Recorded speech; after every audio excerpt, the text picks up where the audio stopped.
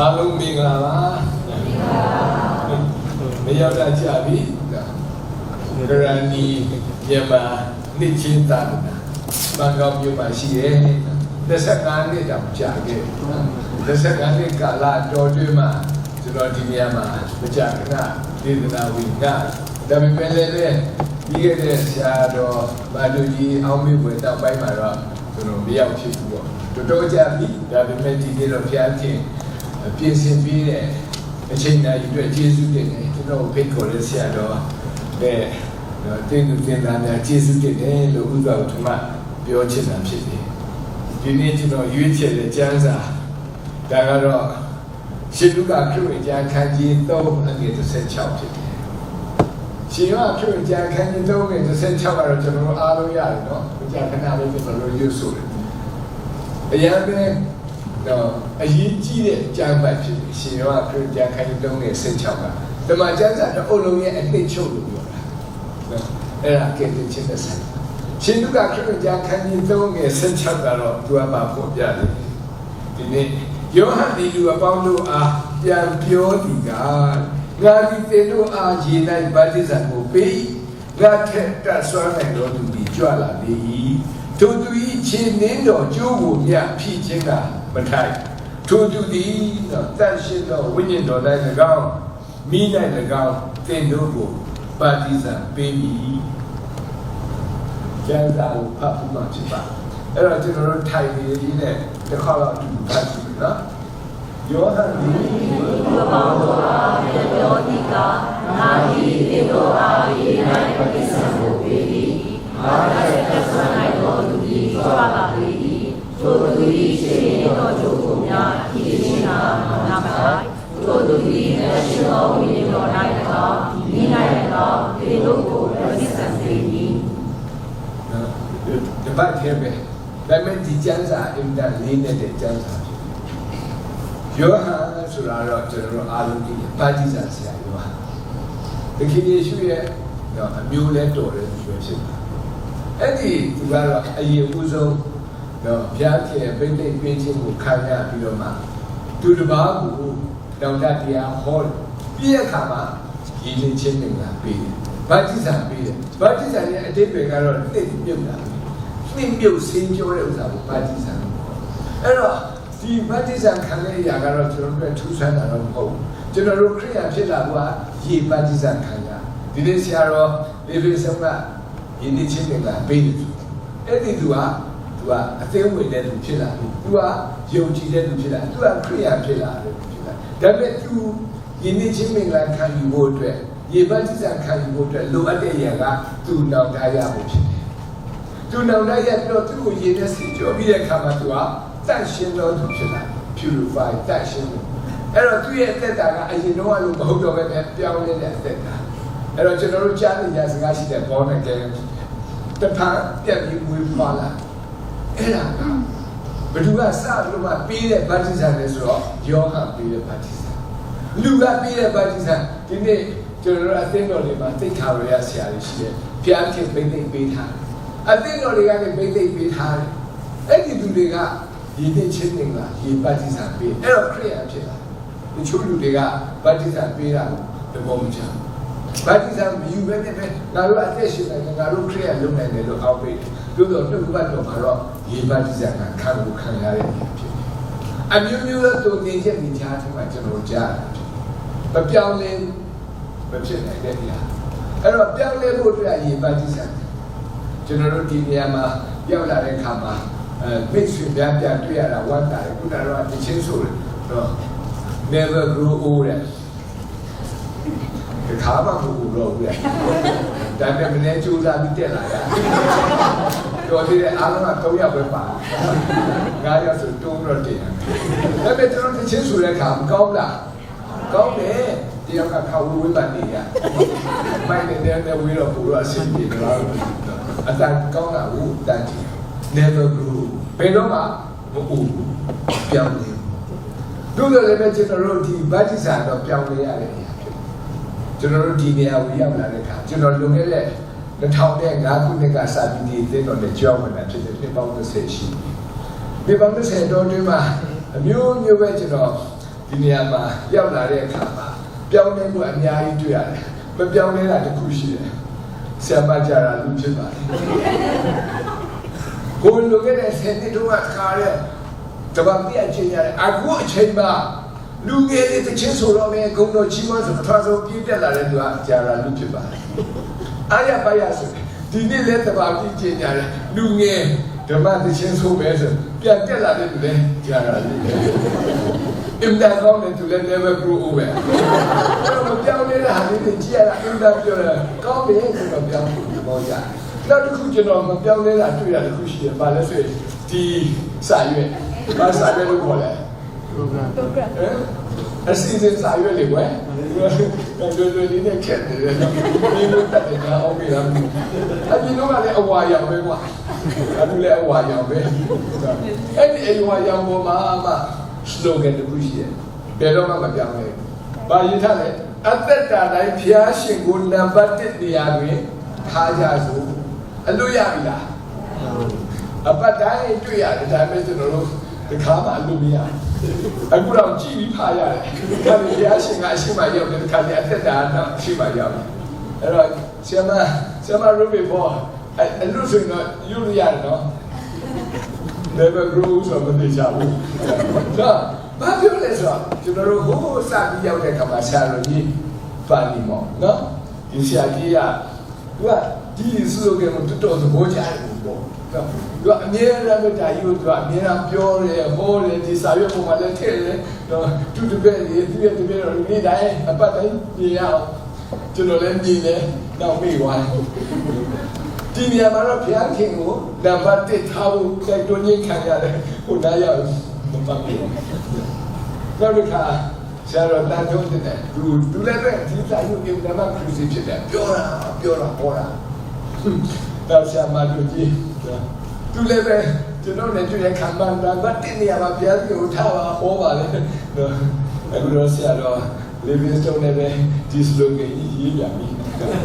ဒီ slogan ရဲ့အင်တာစားတယ်ပြန်သိတော့ရဲ့တကယ်ချိန်မှပဲနော်အင်တာဖတ်လို့ကောင်းလားဟမ်ဒီမကောင်းပြောတယ်ဆရာကြီးကအားနာရောဒီ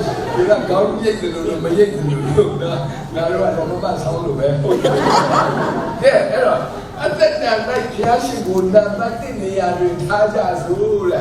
ထားပြီလားထားတဲ့လူလည်းရုပ်ထောင်ကြဘယ်နဲ့နော်ဟုတ်ပြီအနေငယ်တော့သူကနေငယ်တော့သူကနံပါတ်1နေရာမှာထားတယ်တော့ကြံတဲ့လူများတော့ကျွန်တော်လည်းအတူတူပဲလို့အဲ့တော့ဘာပဲဖြစ်ဖြစ်ဒီဥစ္စာကအင်တာကောင်းတယ်ဖြစ်သူတို့နံပါတ်1နေရာမှာကျွန်တော်ထားနိုင်ဖို့ကဘာလို့လဲနော်ကျွန်တော်ကြားနာရတယ်တိဆောက်ရတယ်သိရတယ်ဒါပေမဲ့တကယ်လည်းတွေ့quaမှာတော့ဘုရားခင်နံပါတ်1နေရာမှာထားဖို့ပြင်တတ်မှရုံးကြရမြတ်ဖန်ကြိုက်တဲ့လာလေအလုပ်လုပ်ရတော့မယ်နော်အဲ့ဒီနေ့ခါကျရင်ဘုရားခင်ကနံပါတ်1မှာလားနံပါတ်2မှာလားနံပါတ်3မှာလားကျွန်တော်မိမကဆေးရုံပါဘူးဘုရားခင်ကနံပါတ်1လားဆေးရုံသွားဖို့နံပါတ်1လားဒီနေ့တရားဟောရတယ်နော်ဟိုအဝေးကြီးရတယ်တော့ဒီခုပါဒါမှတော့ကောင်းမလားတော့မိမလာပါလိမ့်ရှင်ဒါမှတနည်းနေနော်မြတ်ဖန်ကြလာဖို့ခေါ်တော့ဟုတ်တယ်မြို့သမီးနာမနေနေနံပါတ်1နေရာအဲ့တော့နံပါတ်1ဆိုတဲ့နေရာကကျွန်တော်တို့ကထားဖို့အင်တာမရုံးကန်ရတို့တော့လေပြုတ်ပတ်တော့ကကျွန်တော်တို့ကိုတွတ်ပေးတဲ့နေရာရှိဘယ်လိုလူမျိုးကဘုရားခင်ကိုနံပါတ်1မှာထားတယ်ကျွန်တော်တို့ဒီဆောက်ယူလို့ရတဲ့နေရာမဟုတ်ဘူးကျွန်တော်တို့ကြားနာရတဲ့ပြီးတဲ့နောက်မှာကျွန်တော်တို့ခံယူရမယ့်နေရာရှိတယ်အဲ့တော့ဒီနေ့ကျွန်တော်တို့ဖတ်တဲ့ကျမ်းစာကဘာပြောလဲဆိုရှင်ယောဟန်ကသူကလူများကိုဗတ္တိဇံပေးတယ်ရေဗတ္တိဇံရေတိုင်းနှစ်ချင်းပေးတယ်အဲ့တော့ဒီလိုနှစ်ချင်းပေးလိုက်တဲ့အခါမှာသူစက်ပြီးပြောတဲ့ຢာကငါထဲတက်ဆွမ်းလိုက်တော့သူရှိတယ်သူရဲ့လူသားတွေရဲ့ဘုရားခင်ဗိသိက်ပေးတဲ့အမှုတော်ဆောင်တရားတွေလက်ကုန်ပဲဘာလက်ကုန်လဲ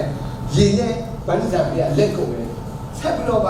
သူမလုပ်နိုင်တော့ဒီနေ့ကျွန်တော်တို့လည်းပဲအမှုတော်ဆောင်တွေဖြစ်တယ်မိမိအသင်းသူအသင်းသားတွေကိုဒီဗတ္တိဇံပေးတာကတို့အတွက်နောက်ဆုံးလက်ကုန်ဒါပေမဲ့နောက်လူတယောက်ရှိသေးတယ်အဲ့ဒီလူကအဲ့ဒီပုံပြတ်ဆွမ်းနိုင်တယ်နော် ဒီခြားနားထောင်ကြည့်ဘုရားသခင်ကလူထဲပို့ပြီးတော့တက်ဆွမ်းနိုင်ဘုရားခင်ရဲ့သားတော်လာမယ်မေရှိယသူကယောဟန်ထဲပို့ပြီးတက်ဆွမ်းနိုင်တယ်အဲ့ဒီတက်ဆွမ်းနေတာဘာကိုတက်ဆွမ်းနိုင်တယ်လဲရှင်းဆက်ပြီးဖိုင်သူကြီးချင်းနင်းတော်ကျိုးကိုမြတ်ဖြည့်ချင်းတာဆရာတယောက်လူသားတယောက်အမှုတော်တယောက်ဘလောက်ပဲကြီးမြတ်ပါစေသခင်ဖျားရဲ့ချင်းနင်းတော်ကျိုးခဏကျိုးရမှာဖြည့်ချင်းတာမထိုက်တာအင်တာကွာချားတယ်ဆိုတာပေါ်ပြ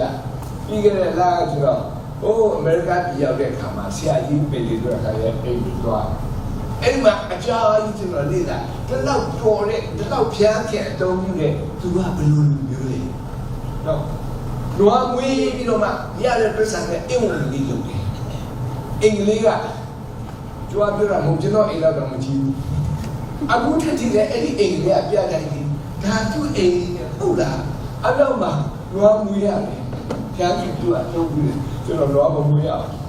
ဒါပေမဲ့သူကနွားမွေးပြီးတော့မှနွားတို့လေးရောင်းပြီးတော့ဖျားကြီးအမှုတော်ကိုဆောင်ရသမျှအရာအားလုံးနေများများချွန်းချွန်းချမ်းချမ်းနဲ့သူ့အိမ်ကလေးကအင်တာသေးပါအင်တာသေးအချီးမဟုတ်ပါဘူးသူတို့အခါကြီးကလည်းဒီလေးပဲသူတို့ထမင်းစားတဲ့နေရာတည်းရတဲ့အရာအားလုံးဖျားကြီးအတွက်နံပါတ်1ဖျားကြီးကအကုန်လုံးသူတို့တုံးပြီးဖျားကြီးကသူ့အတုံးပြီးသူရေးထားတဲ့စာတွေကျွန်တော်ဖတ်ရအင်တာမတ်တီဆောင်စီအကောင်ဒါပေမဲ့သူကအင်တာမတ်ကြီးကျယ်တဲ့သူဖြစ်တော်လည်းပဲတကယ်တမ်းကျရင်တော့ဖျားခင်ချင်းသိန်းတော်ကျိုးကိုဗျာဖြစ်ခြင်းကမထိုက်တန်သေးဘူး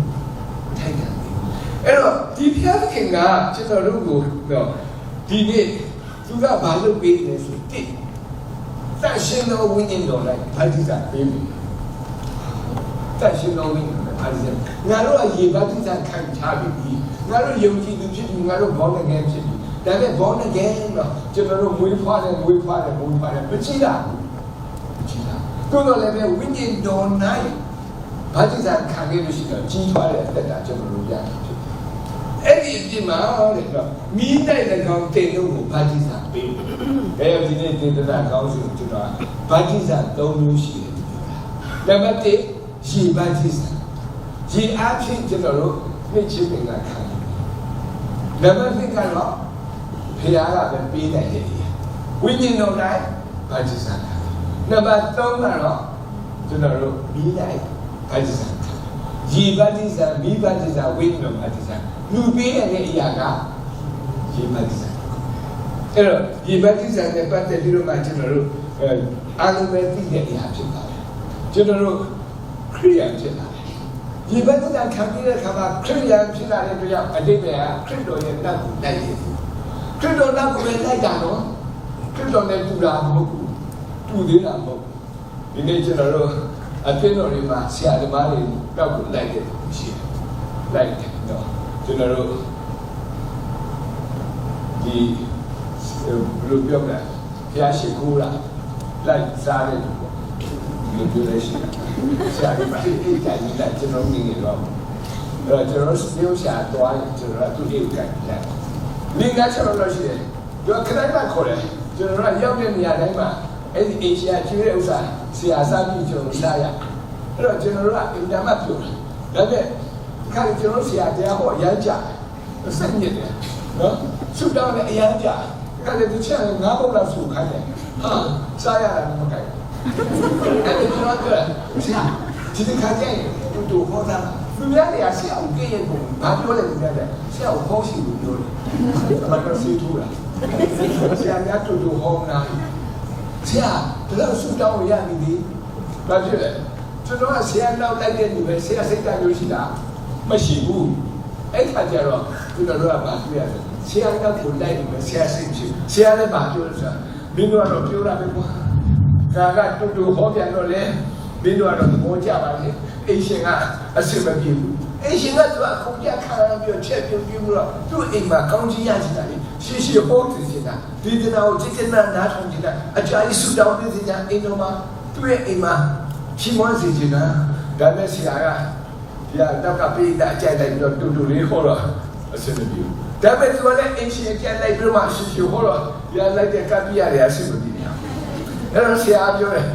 ခ ချက်သားပဲကွာဖုန်ကြီးလို့ရတာလည်းကိုလည်းကြောက်ရဒီလည်းကြောက်ရဒါပေမဲ့တကယ်တော့ရေဘတ်တိဇံခံပြီးတဲ့ခါကျတော့ခရစ်တော်ရဲ့နောက်လိုက်တော့ဖြစ်တယ်တို့တော့ခရစ်တော်ရဲ့စိတ်တော်မျိုးထားနိုင်လားထားနိုင်ယုံကြည်သူသားသမီးအများကြီးပဲစစ်တိုက်ကြကိုရန်သူကိုတွေ့ရင်ဘာလုပ်လဲပါရိုက်တယ်နော်သမရပူတယ်ဆိုတာကြားဘူးလားခရိယာတော့မှရိုးခရိယာမဟုတ် Orthodox ခရိယာနော်အင်ဒါစီကန်ရှိခရိယာဒါပေမဲ့အဲ့ဒီခရိယာကဘိုးဘက်ကတိုင်းပြည်လူတွေအကုန်လုံးတွားပြီးဘုံကျင်းတယ်ခရိယာအရင်တော့ကျွန်တော်တို့ခရိယာဆိုတာရှိတယ်ခရုစိတ်စစ်ပွဲဆိုတာရှိတယ်တတ်တယ်လေကိုသာတသမားတို့ပဲဒါပေမဲ့သူတို့ခရိယာပဲရင်းနှီးချင်းမင်္ဂလာခံပြီးတယ်အဲ့တော့အဲ့ဒီရင်းနှီးချင်းမင်္ဂလာခံတဲ့အဆင့်မှာပဲကျွန်တော်တို့ရှိသေးလားမောနဂန်အဆင့်မူလအဆင့်ခရိယာတော့ကျွန်တော်တို့ဘာပြောလဲငါတို့မှာအာနေကြီးရှိတယ်လေငါတို့မှာအာနေကြီးရှိတယ်ဝိညာဉ်အာနေလေဒါကြောင့်မလို့ငါတို့လည်းလူသားပဲဒါပဲကျွန်တော်တို့ဒီအရာကိုပြဆင်ကျင်တဲ့အခါမှာတစ်ခါကြတော့ငါတို့ကကိုယ့်ရန်သူကိုချစ်ပါလို့ဘုရားခင်ကပြောတော်လည်းပဲမချစ်ဘူးဒါကြီးကတော့ထားတယ်ဘာဖြစ်လို့ငါတို့ကလူသားပဲငါတို့ကအားနေတယ်ငါတို့ကခရိယာဖြစ်တယ်ငါတို့ကဘုရားခင်နောက်ကိုတော့လိုက်တယ်ဘုရားခင်စိတ်တဘောတော့မထားနိုင်ဘူးပထမအဆင့်မှာပဲရှိသေးတာမူလတန်းခရိယာပဲဖြစ်နေသေးတာဘာဖြစ်လဲဗတ္တိဇံခံငါတို့ကပြုတ်ကြည့်ကျွန်တော်ချွေးမတယောက်ရှိပြီးခဲ့တဲ့တပတ်လာသူ့ရဲ့ခွေးလေးကိုသူမွေးထားသူကအပြင်မှာထွက်သွားတာခွေးလေးအပြင်ထွက်သွားသူအရင်ချစ်တဲ့ခွေးလေးပေါ့ခွေးကြီးတဲ့ကောင်လာပြရခွေးပေါ့ဂျယ်လီဘီလောလာကြိုက်သေးတော့သူကအဲ့ဒီတဲ့ကိုသူကြားပြီးခါရသူကဟိုးမြို့ရဲနေပြီးတော့ငိုကြီးချက်မှလည်းပြည့်နေကြ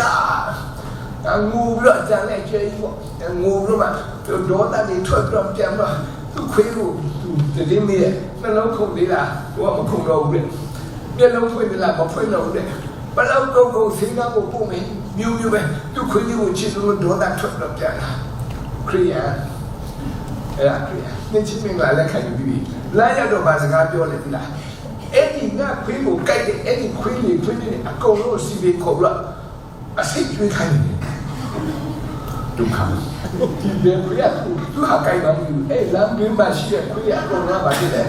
အကုန်လုံးအစိတ်ကျွေးခံပြီးစီတော့အဲ့တော့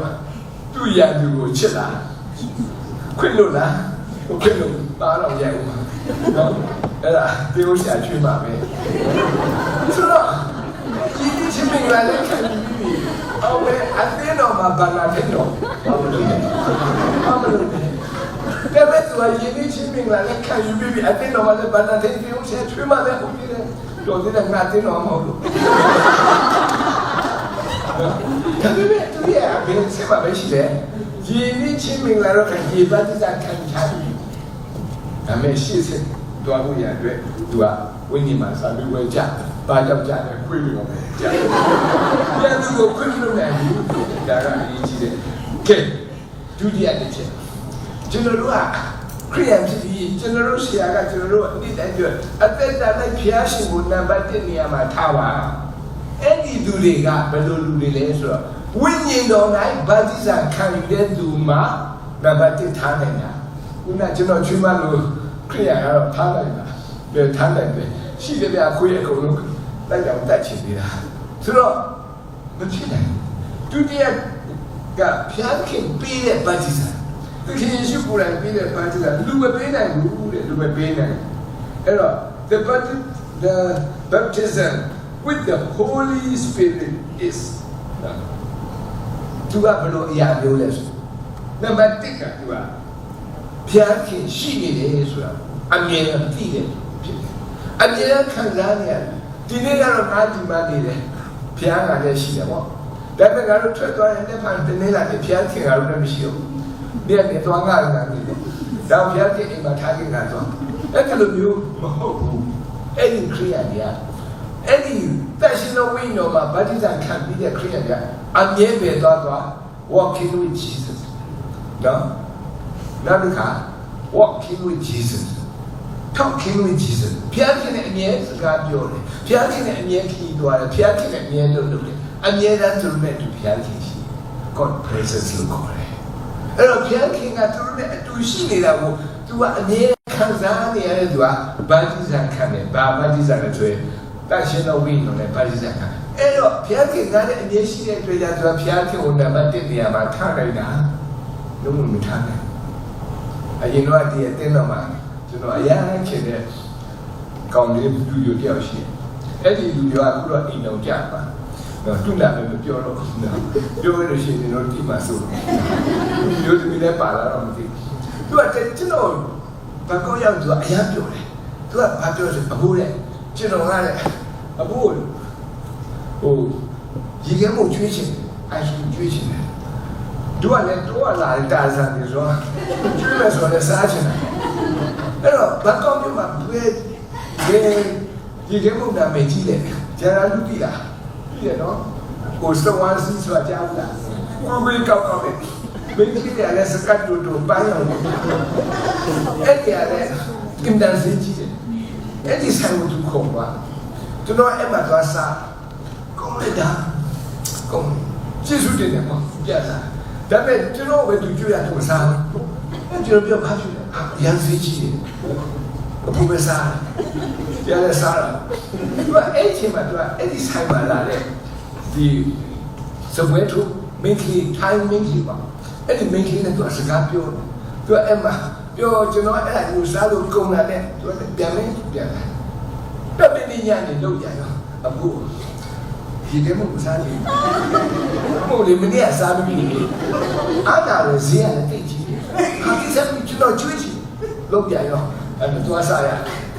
2ရက်စား3ရက်စားကြာတော့သွားရတယ်မခံဘူးအဲ့ဒါကိုပြောရမြတ်တယ်ကျွေးပြန်တော့ဒီလိုပဲရှိတာဟာဒါအကောင်းဆုံးပဲဘာကောင်းလို့အရှိတောင်းပါရှာဟာသူပြောတာကဘာနဲ့ချီပြီးတော့အဲ့တော့ကျွန်တော်အင်တာမတော့ကျေးဇူးခံစားရတယ်ဖြစ်တယ်တော့အင်တာကောင်းတဲ့ဒီဟာကိုစားရတယ်ပေါ့လေအဲ့ဒါဘယ်မှာတော့ဒီကစိတ်စားကြည့်လို့သွားတာနောက်ပိုင်းကျတော့စားကြည့်လို့ဘယ်စားလဲအေးကုန်ပြီနော်အဲ့တော့ဒါပေမဲ့ညနေရောက်မှလည်းကြောက်တယ်သူကလည်းမရောက်ပါညနေမိုးရောက်တယ်လို့သွားမယ်ကျွေးမယ်ဆိုတာကြီးအဲ့ဒါကျွန်တော်သွားစားရတယ်မှာပြောရဘူးကောင်းပါသူကလည်းဟိုမှာတော့ကြီးတွေပါလေဟောသူတို့ညအစင်းနေပြီတော့ကျွန်တော်နားလည်ပြီသူကတော့ကျွေးချင်တယ်မို့ဒီကလေးမလေးနဲ့သူကလာစကားပြောချင်တယ်ကျွန်တော်ကလာကျွေးတာအဲ့တော့ငါစားရတယ်ဒီအသိတော့ပါပဲအရင်တော့လည်းလူငယ်ထဲမှာပါအဲ့တော့အရန်ထူးဆန်းတယ်စနေနေ့လဲလားတောက်ကြနေ့လဲစားအခုလိုဖျားရှိခိုးတဲ့နေ့ရောက်လာတယ်ဖျားရှိခိုးပြရတယ်အခုရေခဲမုတ်တာဟာမသွားလို့ပါငါသွားလေချုပ်ကုန်တော့အခုနောက်ဆုံးမဲလာစားပါလေအခုလည်းတော့ပြင်းနေပြတ်မတူလာအတင်းခေါ်သွားသူကိုင်းနဲ့လိုက်သွားစိတ်ကတော့တိတ်မပါဘူးကိုလည်းရတော့မှားတော့ဒီခါကျတော့ဒါလွင့်နေပြီတော့နှစ်ပွဲတော့မှာကြကြစကားပြောတယ်အဲ့ဒါသူရှိတော့တော်ပဲဘာမှစားရဲခုနအဲ့ထိုင်မှလူလိုက်ချာအဲ့ထိုင်မှလူတွေ့မတွေ့တဲ့ခါကျတော့တော်လေးစိတ်ညစ်တာဒီတော့ဟာလည်းနှစ်ပွဲတော့ဘာလဲဟောဒုက္ခရအဲ့ဒါတော့သူကဘာပြောလဲဆိုတော့ဘေးကတယောက်ပြောတယ်ဟဲ့ဒီနေ့အဲ့ဒီကလေးကမလာဘူးလားအေးလို့အေးမလာဘူးလားလာဘူးလေဘာဖြစ်လို့လဲနေမကောင်းဘူးလားမဟုတ်ဘူးတဲ့အဲ့ဒီအေးကလည်းဟိုအင်တာဗျူးဒီဆိုင်မှာအလုပ်လုပ်မယ်ဆိုလဲဟိုကသူကပြောထားတာတဲ့တနည်းနေဆိုရင်ဆိုင်မစင်းဘူးလို့ပြောထားတာလူတွေကပြောတယ်တနည်းနေဆိုငါစားရတာတဲ့ကာတို့ကဒါပေမဲ့အဲ့ဒီစားလို့လေသူကမယူဘဲနဲ့တနည်းနေဆိုဖះเจ้าကအင်တာမိုက်တဲ့မိန်းမဟာအဲ့လိုလည်းပြောတရားသိဖို့ဆရာပါပြောအောင်ဘုရားလက်စားရတဲ့အခါကိုညှင်းပြီးတော့မှဖះခင်ကိုနံပါတ်1ထားတာဒီရတော့ဒီကမုန်းနဲ့ပွဲသွားစားကိုကြတော့မဟုတ်ပါဘူးကိုကိုလေးစာဒမနာကြီးရအဲ့တော့ဒီစာဒမနာအဲ့မင်းကိုရမယ်ထင်တာဘယ်ရနော်အခုတည်းဒီဘာအသက်ရှင်ပါသေးတယ်အခုတည်းဒီလည်းဒီမင်းကြီးရ မမကန်ကန်မဲ့သူအသက်ရှင်ဘုရားခင်ကိုနံပါတ်1နေရာမှာထားလို့ဆိုတာဝိညာဉ်တော်၌ဗတ္တိဇံခံပြီးမှလာလို့ရတာ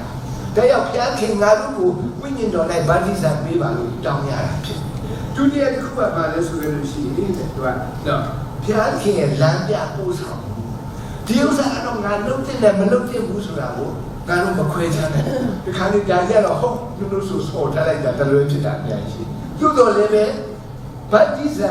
နော်ဝိတ္တရှင်တော်ဝိညာဉ်တော်၌ဗတ္တိဇံခံပြီးတဲ့သူကဘုရားခင်ရဲ့လမ်းပြပို့ဆောင်ခြင်းကိုခံရတာ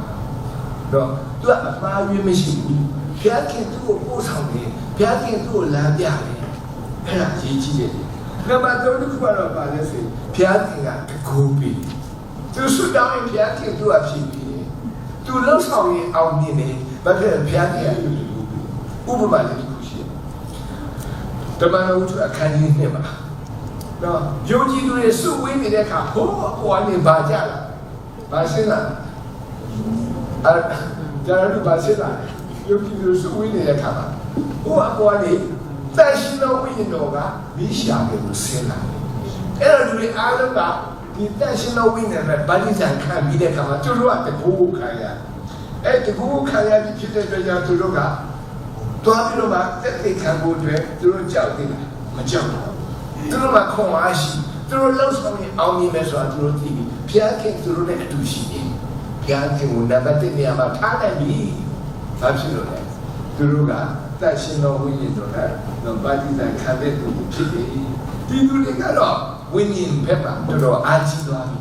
ကျွန်တော်တို့လောကအရာတဲ့ဝိညာဉ်ဘက်မှာပို့ပြီးမှအားသာတဲ့လူတွေဖြစ်သွားတယ် next level ရောက်ပြီလို့ကျွန်တော်တို့ပြောတာဖြစ်တယ်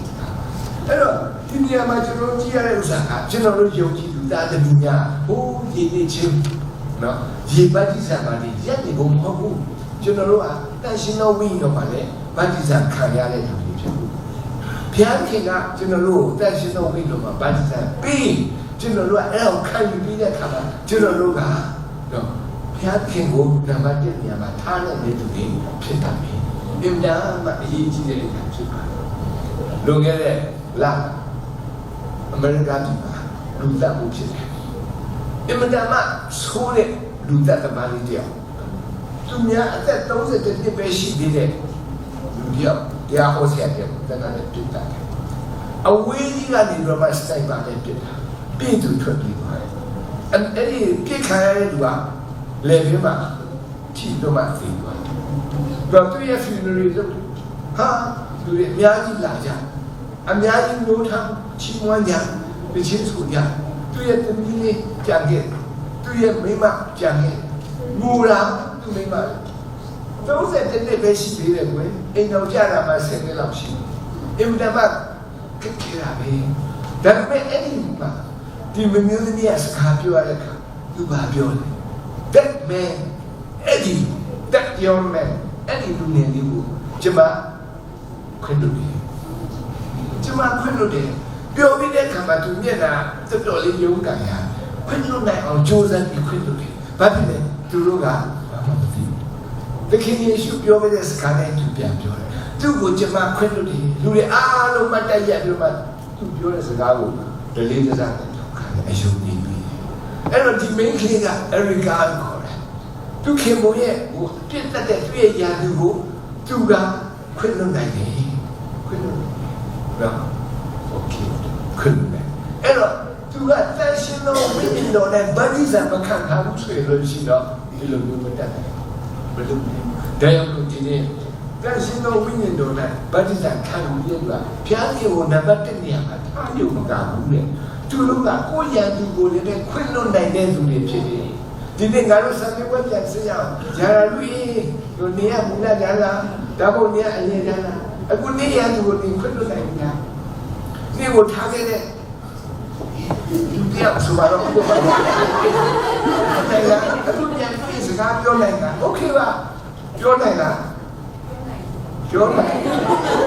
ဘူးလားပြောနိုင်ဘူးလေပြောနိုင်ဘူးလားအဲ့ဒါဘာပြောနိုင်လဲတော်တယ်နော်ပြောနိုင်တယ်ခဏလူကတန်ရှင်တော်ဝိညာဉ်တော်၌ဗတ္တိဇံမခံရရင်အဲ့ဒီတရားကို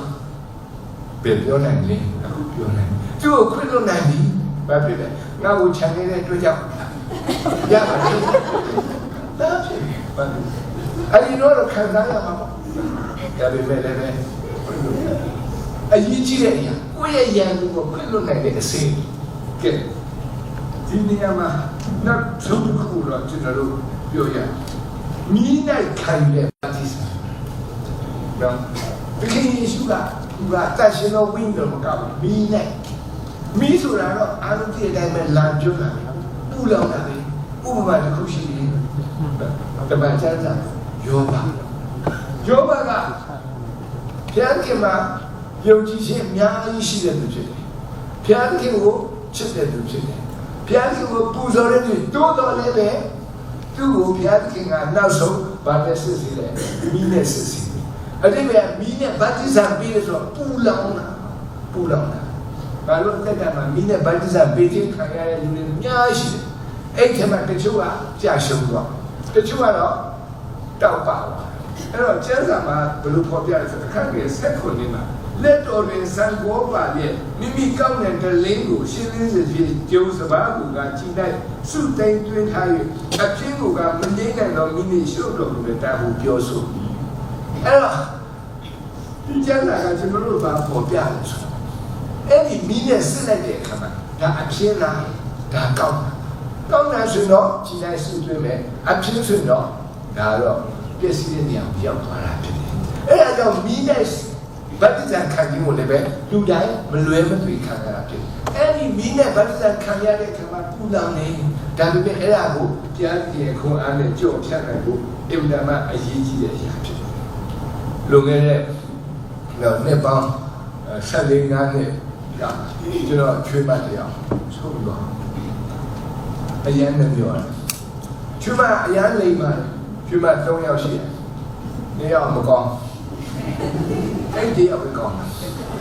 အဲ့ဒီတယောက်ကဘာလို့ကောင်းလဲဆိုတော့ကျွန်တော်လာတိုင်းတသိန်းပေးဒီယောက်ကဒီကြောင်မပေးဘူးသူစံချိနေပြမပေးဘူးနော်အဲ့တော့တိတ်မကြိုက်ဘူးနော်ဒီပေးတဲ့တယောက်ကိုပဲဖျက်ခင်ကပြုတ်သိမ်းသွားတယ်ကွာ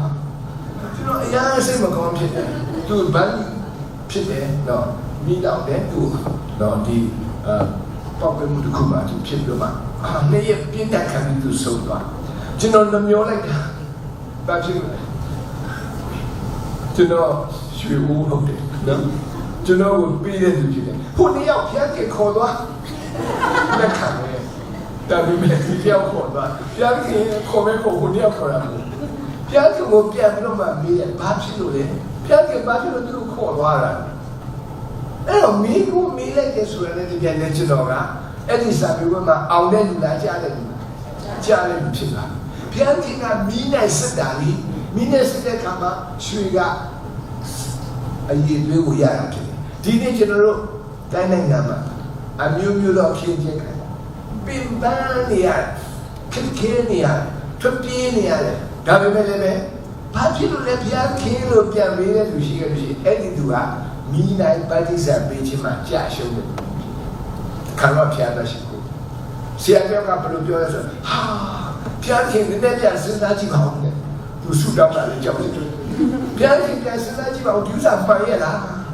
ကျွန်တော်တို့အားလုံးဒုက္ခရောက်နေပြီကျွန်တော်တို့အားလုံးပြေးနေရပြီကျွန်တော်တို့ဒီလိုဖျားခင်ပြန်စဉ်းစားကြည့်ပါဦး